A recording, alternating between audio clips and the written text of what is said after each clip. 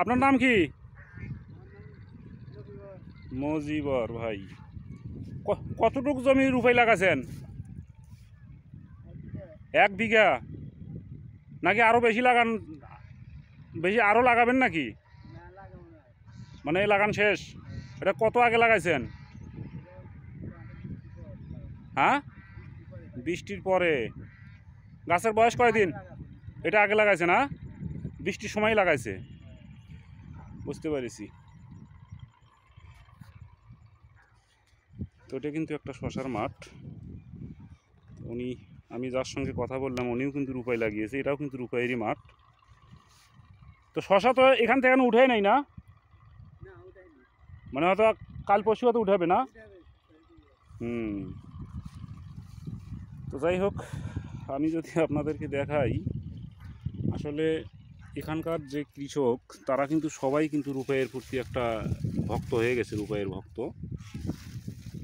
তো কি কারণে ভক্ত সেটাই যদি আপনারা দেখতে চান তাহলে ভিডিওটা দেখবেন। এত ফুল আর এত কুড়ি, প্রত্যেকটা গাছের কুড়ি কিন্তু কোনো মিস নাই, দেখতেই পাচ্ছেন আপনারা। মানে একটু একটু বাতাস আছে, মিষ্টি মিষ্টি বাতাস, মাথাগুলো কি সুন্দরভাবে কিন্তু দোল খাচ্ছে। আর প্রত্যেকটা শশার মাথা কিন্তু সব উপরের দিকে, এটা সব সময় মাথা চারা দিয়েই থাকে। তার কারণ আপনারা জানেন, যারা যে কোনো কিছু লিডারই করে তাদের মাথা কিন্তু সবসময় উপরেই থাকে। সেই রকমই এই রুপাই, এটা মাথা উপরের দিকেই থাকে সবসময়ের জন্য। তো যার কারণে কৃষকদের আগ্রহটা তার প্রতি একটু বেশি। এটা কিন্তু লিডার হিসাবেই কিন্তু বর্তমানে কিন্তু মার্কেটে কিন্তু কাজ করে যাচ্ছে। তো আমরা এটাকে ধরে রাখবো, এই ধারাবাহিকতা। কৃষকটা যেন সবসময় লাভের দিকেই থাকে, আমরা সেই বিবেচনায় কিন্তু কাজ করে যাচ্ছি। তো আমি যদি একটু ভিতরে দেখাই, আরও একটু ভিতরে যদি দেখাই, আসলে ভিতরে দেখানোর মতো পরিস্থিতি নাই। ভিতরে যদি দেখাই, অসংখ্য ফুল এবং জালি কিন্তু এখানে আপনারা দেখতে পাবেন। আর শশা কি পরিমাণ ধরে ধরে আছে, আসলে ভিতরে পা দেওয়ার মতো কোনো জায়গাই নেই। তারপরও আমি একটু দেখানোর চেষ্টা করছি। দেখেন, দেখতেই পাচ্ছেন শশা কীভাবে মাটিতে শুয়ে আছে।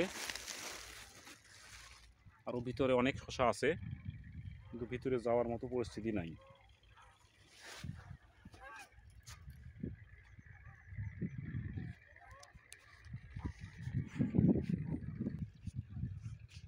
দেখেন এই যে শশা কিভাবে কিন্তু মাটির সঙ্গে কিন্তু এটা আবার খাড়া হয়ে আছে। এটা কিন্তু রূপাই। দেখেন এই পাশে যদি দেখাই,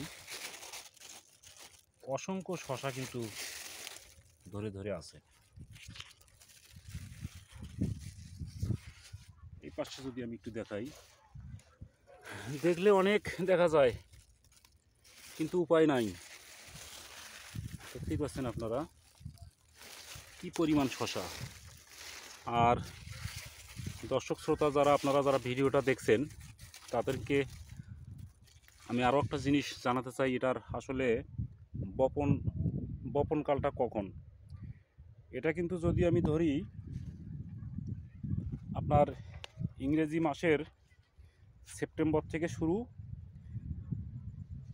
এবং একটানা ফেব্রুয়ারি মার্চ পর্যন্ত কিন্তু এটা লাগানোর উপযুক্ত সময়। এটা মূলত শীতকালীন শশা। তো আমাদের বাংলাদেশের